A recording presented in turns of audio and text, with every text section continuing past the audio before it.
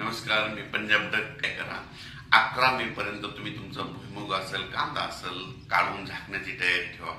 कारण की राज्यामध्ये काय झालं की परत मान्सून पूर्व पाऊस 12 मे पासून ते 17 मे पर्यंत 12 मे ते 17 मे दरम्यान जोराचा पाऊस येणार आहे. त्याच्यामध्ये वाऱ्याचं प्रमाण असणार आहे, विजाचं प्रमाण असणार आहे, गारपीट देखील असणार आहे. म्हणून हा अंदाज लक्षात घ्यायचा. तो पाऊस सांगायचा झाला तर मध्ये जास्त म्हणजे आता हा जसा उत्तर महाराष्ट्राकडे, विदर्भात, मराठवाड्याकडे पाऊस पडला, तो जास्त म्हणजे दक्षिण महाराष्ट्राकडे जास्त पाऊस पडणार आहे.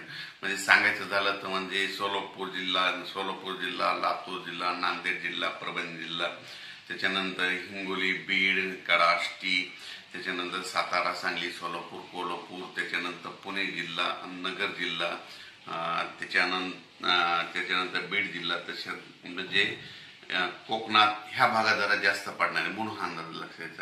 राज्यात मध्ये तो पाऊस जास्त आहे, फक्त दक्षिण महाराष्ट्राकडे जास्त पडणार आहे. दक्षिण महाराष्ट्राकडे म्हणजे सांगायचं झालं तर आणखी परत सांगतो की त्या जिल्ह्यात जरा जास्त स्वरूपात नांदेड, हिंगोली, परभणी, बीड, लातूर, धाराशिव, त्याच्यानंतर सोलापूर जिल्हा, सांगली जिल्हा, सातारा जिल्हा, कोल्हापूर,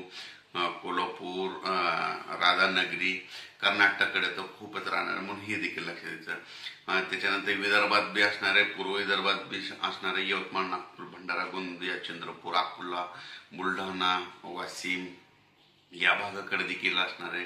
जळगाव, त्याच्यानंतर धुळे, नंदुरबार, नाशिक या भागाकडे देखील असणार आहे.